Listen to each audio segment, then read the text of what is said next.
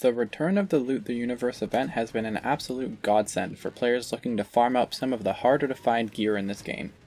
But it has left a lot of people wondering, what is the best or most efficient way to farm this returning event? Hey everyone, I'm Constant Canadian, and this is the best Loot the Universe farms for Eden-6. Starting in chronological order, we have Floodmoor Basin.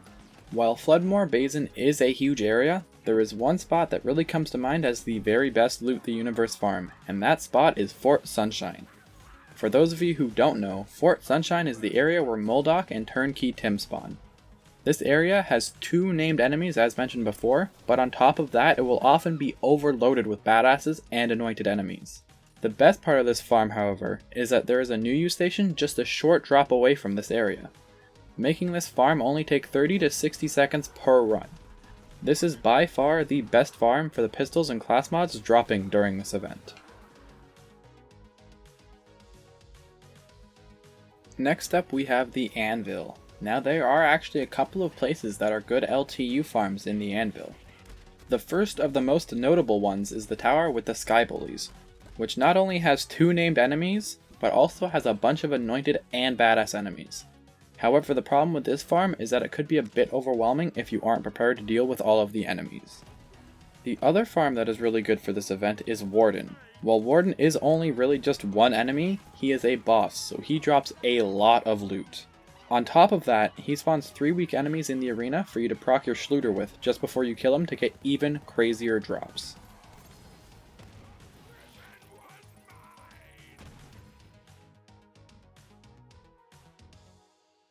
Jacob's Estate also has two really good farms for the Loot the Universe event. The first one, of course, is Billy the Anointed at the very end of the map. Billy the Anointed is rather tanky though, so if you choose to farm him, just be prepared for a long fight. What makes Billy a really good farm is that killing him activates your Schluter artifact, so that when you run up and smash him, you get all of the benefits of your Schluter without having to fight more than one enemy. Another really good option at Jacob's Estate is starting from the fast travel and clearing out the area marked on the map here. Doing this will not only get you a bunch of badasses and anointed enemies, but you will also kill Eldragon Jr. Together, all of these enemies combined with the Loot the Universe event and the Schluter artifact will just absolutely shower you with legendaries. The only real Loot the Universe farm in the Voracious Canopy is Genevieve, located at the very end of the Family Jewel.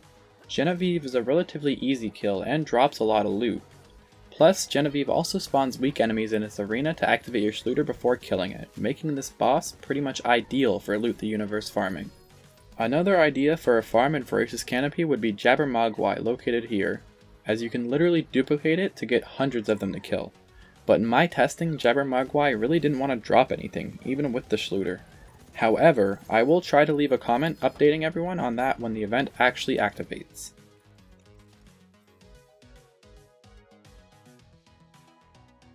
The Ambermeyer's best Loot the Universe farm is hands down going to be the Psychobillys. For those of you who don't know, the Psychobillys are 4 target of opportunity enemies located just a few jumps away from the Rogue's Hollow fast travel, and they have always dropped a lot of stuff even without the Loot the Universe event going on. These 4 named enemies were already a pretty good farm for world drops and XP, but combined with the Schluter and the Loot the Universe event, this could quite possibly be one of the most ridiculous farms in this game.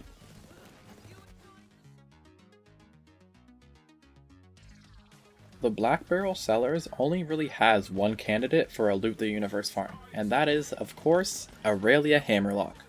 Luckily for us though, she has all of the things a good Loot the Universe farm needs. Weak enemies in her arena to proc Schluter? Check. A lot of item drops when she dies? Check.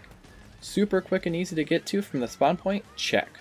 Not to mention the fact that there are literally next to no enemies anywhere else in the Black Barrel Cellars anyway, so congratulations Aurelia, you won by default. Anyway, that is going to wrap up this video. If you found this video helpful in any way, please be sure to leave a like and remember to subscribe for more Borderlands 3 content. Thank you all so much for watching, and I will see all of you in the next one.